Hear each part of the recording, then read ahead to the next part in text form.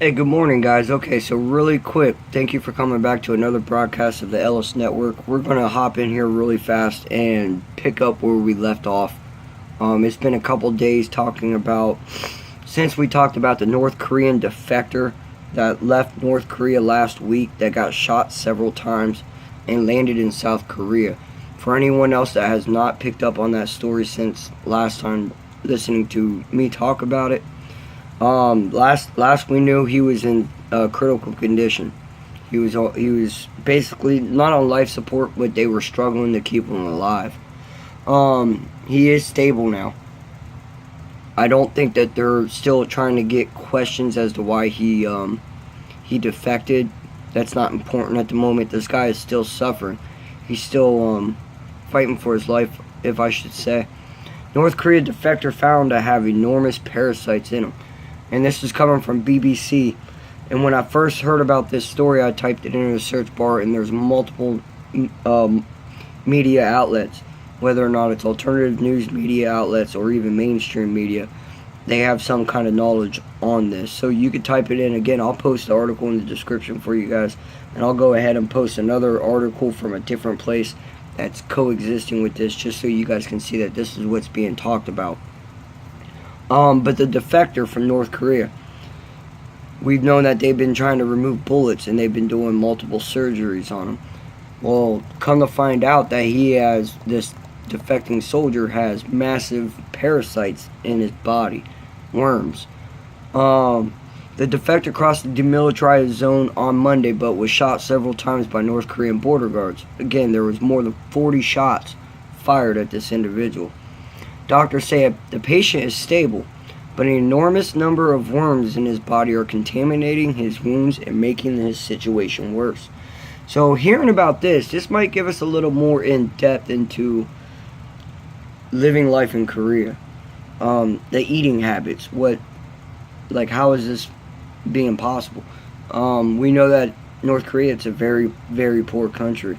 They get a lot of hand-me-downs and a lot of second-rate or even worse, third-rate items and equipment around the world. So the doctors are saying that this young man, he is stable. His condition is thought to give a rare insight into North Korea. Again, I just said that. So what they're basically saying is this physician, he's never seen anything like this. A South Korean physician's never seen anything like this in his 20 years of practice. Lee Cook-jung told journalists, explaining that the longest worm removed from the patient's intestines was 27 centimeters, or that would be 11 inches long here in America. So a worm out of his intestines roughly about that long. Now, what does this tell us about North Korea's standards of health? Well, right before I even read this, I could tell you it's not very good. North Korea is a very poor country, and like any poor country, has serious health problems. Proof Andrew Lankov of Kuman University in Seoul told PBC. North Korea does not have the resources for a modern medical system. He says its doctors are relatively poorly trained and have to work with primitive equipment.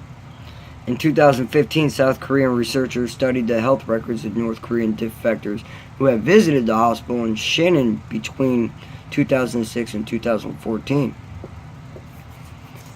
They found that they show higher rates of chronic hepatitis B, chronic hepatitis C, tuberculosis, and parasite infections compared to South Koreans. So just across the border, you can see how unsanitary, it is from South Korea to North Korea. It's a third world country. They don't have the equipment, they don't have the resources, the medical supplies, the medical know-how to handle stuff like this. Well, this article gets a little bit deeper into possible effects of what could cause these parasites. Again, I'm just going to skim through a lot of this for you guys. Are parasites endangering to the soldier? Yes, considering that he is already in critical condition, they are making a bad situation worse. Then it talks about how he was shot at least 6 times. Soldier was rushed by hospital. Um, Doctors say there was severe contamination of the wound by both parasites and feces. Now, feces? Hang on, I'll get to that. How do you get parasites? Humans can get parasites through eating contaminated foods, by being bitten by an insect, or by the parasite entering through the skin itself. In this case of North Korea defector, the first case seems more likely. Contaminated food. Parasites which enter the body through contaminated food are often worms. Soldiers may have been contaminated because North still uses human feces as fertilizer known as night soil. So, just for a minute, guys. I want you guys for 1 second. Next time you guys go to a fast food joint and you're paying $10, $5 for a cheeseburger, be thankful. Be thankful. Because there's children and there's disabled and elderly that have to live this kind of lifestyle, which we're reading. To us, here in America, this seems like a fairy tale because it's in a book. Or it's in text. This is real life. This is what's going on over there. This is how they live their life. It's horrible. Horrible. And then on top of, their leader, Kim. We'll get into that one here in a sec.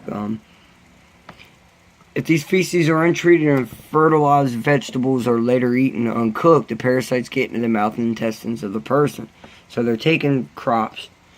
Maybe they're picking tomatoes right off the vine or whatever they're eating over there. Give me a sec. Bless me. Without any kind of inspection of the food. And they're eating them right off the vine, and that's what's getting them sick. They're not saying that's 100% sure what it is, but that seems to be the more feasible reasoning for this. And again, it just gives more of an insight of, people are hungry over there. So now they're stuck with the idea of, do we go hungry and stay healthy, or do we eat and run the risk of critically injuring ourselves, whether or not that be parasites or bacteria or anything like that. So it's really a double-edged sword over there. Whether or not, it's not the fact that are you going to eat, but the food that you do get a hold of, is it safe? Just a lot of things to consider about over there, guys. Alright, so I'll post that article. Here's another one we're going to talk about real quick. And this is coming out of ABC News, coming out of South Korea. Talk about how there was 2 top North Korean military officers punished. Now, I don't know if maybe when this soldier defected, if these were the reasons why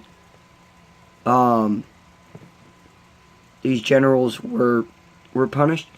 Actually, I don't even think it has anything to do with that. I think that this was an article that was just recently posted, but it was talking about something that happened in April of this year. According to the lawmaker who attended a closed-door briefing by the National Intelligence Service, NIS, it says the inspection of the North Korean military's General Political Bureau was the first of its kind in 20 years and occurred because of its impure attitude, which it did not describe. The spy agency said it obtained intelligence that the head of bureau, Vice Marshal Hwang Pyong-seo, his top deputy Kim Wong-hong, and other officers were punished, according by the lawmaker Kim Bong-ki. It was unclear whether Hong was verbally reprimanded, dismissed, or banished to a rural area. The spy agency, which has a spotty record of reporting developments in North Korea, said it couldn't publicly confirm Kim's account on the briefing. So, we know that there's 2 top officials in the military they're acting a fool. And Kim's doing Kim things. Now, we know Kim, if you guys really paid attention to North Korea and the Kim family, Kim's a sick man. He threw his own uncle to the dogs. Literally threw him to dogs and let the dogs eat him. He executed his aunt in the middle of the street. He even he had that assassination that they were talking about a couple months ago, where they thought that it was Kim Jong-un in the Philippines. That was actually Kim Jong-un's brother-in-law. And then just recently, I want to say about a month and a half to 2 months ago, Kim puts his sister in power in the military, in one of the highest ranking offices. So maybe that could be a reason for her promotion. We don't know. But there are two top officials that's been punished. The article, if you guys want to read it, gets a little bit deeper into it, lets you guys know more. I'm not going to read too much into it. There's a lot of stuff going on around the world. And we've mainly been talking about a little bit of conspiracy theory within what's been going on here in America and the Vegas shooting, or Maryland or Texas, things that's really been going on here in America. And we touched base a little bit on Uranium One, but there's a lot of stuff going on around the world that I pay attention to as well. You got Turkey. They just moved a massive military drill into Syria, on top of while Syria is almost fully liberated from ISIS. A couple of days ago, Syria retook the last small town that ISIS held. So Syria, they're getting their land back. But there's a lot of force movement within different countries inside of Syria. You have Iran over there. Turkey's getting involved. Russia's over there. America's still over there. Israel's getting involved with airstrikes, striking Syrian opposition forces, and also striking Hezbollah and Iran. And then now you have the Saudi and Yemen crisis, which that's going to bring Iran into the mix too. So, I mean, there's a lot of different firing points that's going on in the Middle East that could climb to a catastrophic climate problem. So, again, guys, I'll post the links in the description for you guys, let you guys read it. There's a link to my PayPal account for any of you guys that would like to donate to the Ellis Network to help better the experience here. Again, most of you guys know I'm just using my phone to record. I use my laptop when I can. It's very slow. It's outdated. So I'm taking donations. I do not want to get sponsored by anyone. I don't want anyone coming and paying me to say what they want me to say. I'd rather speak for the people.